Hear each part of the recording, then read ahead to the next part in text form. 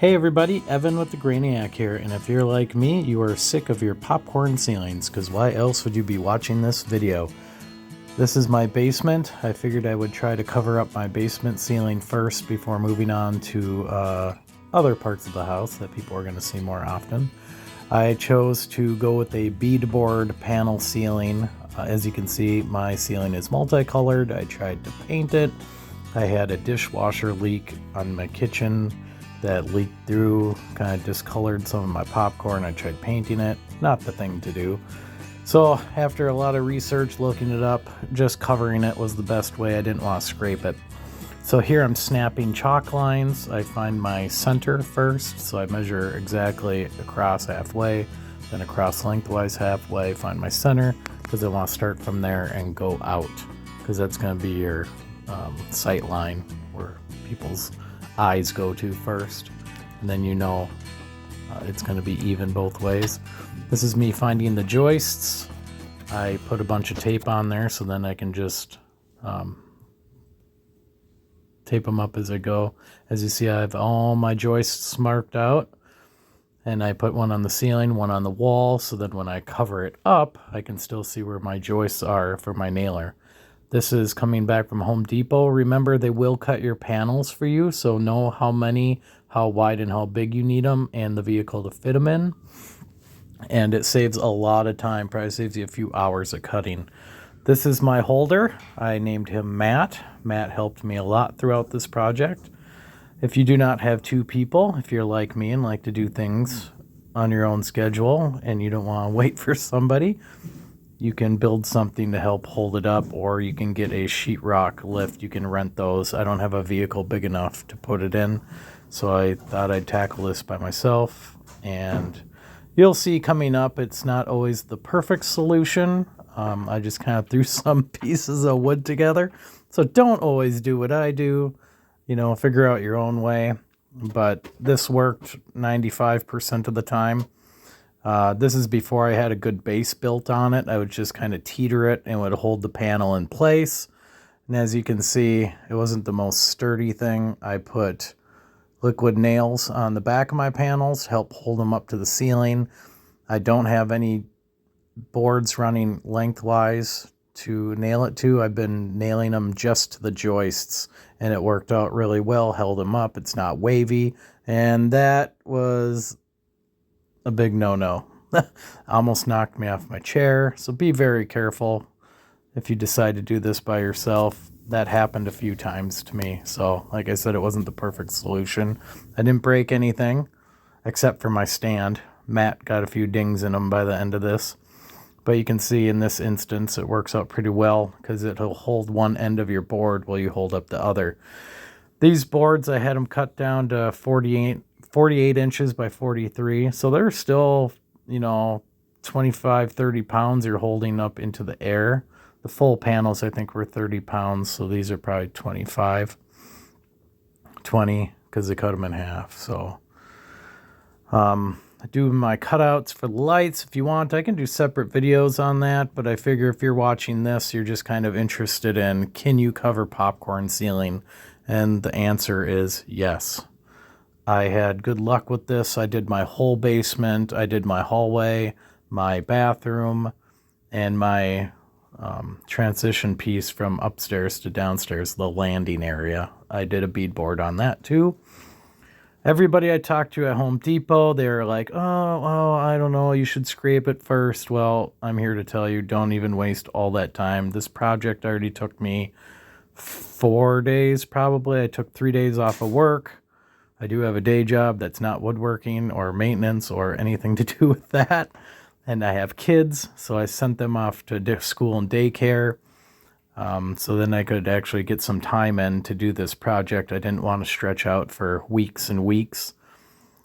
I do have the trim left to do as of the recording of this video. I'm going to be putting wood trim all around the outside of the room and then beams across the seams.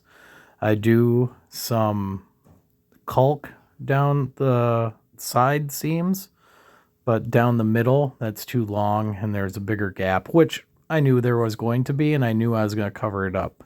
So when you're putting your panels up, just know you can leave gaps on the outside because you're going to be covering those up with wood or trim. So you can see Matt is helping me out pretty good right here. You can nail up one end while it's holding up the other end. Then by the time you tip up the other end, it'll be a tight seam. This one was a little kitty wampus. When I lift up on the other side, the seam on the left doesn't match up very well. So I have to tap it with a hammer, and then I can hold it up and nail it in the rest of the way. But for me doing this by myself, it worked. It'd be much easier to have two people, but it would still take quite a while. And I was kind of, running the kids around, picking them up from school, bringing them home, and then being able to do this project whenever I could get a spare moment. I had to cut out for 3, 4, 5 can lights, and then I had vents I had to pull out. Just the snapping the lines, getting the materials, planning out how much I needed, that alone took 8 hours. So make sure to give yourself plenty of time for doing a project like this. It's nothing you're going to throw up in a day.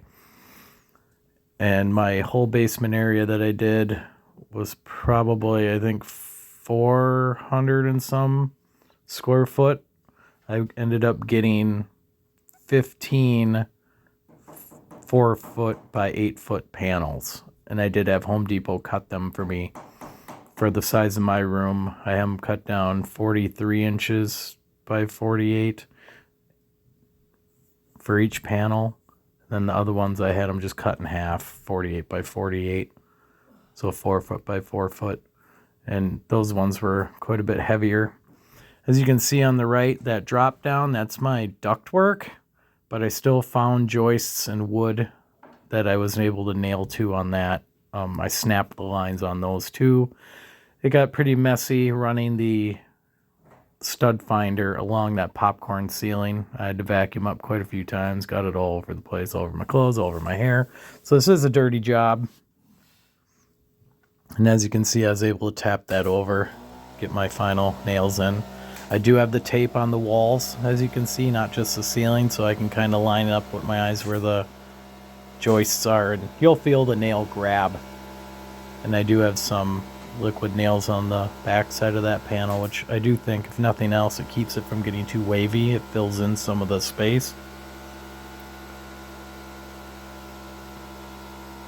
Looks pretty good.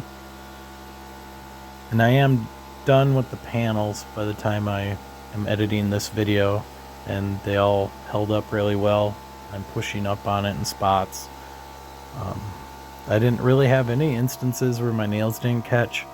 This is another method I used on my shorter wall. Every time I put up a board, I would move this.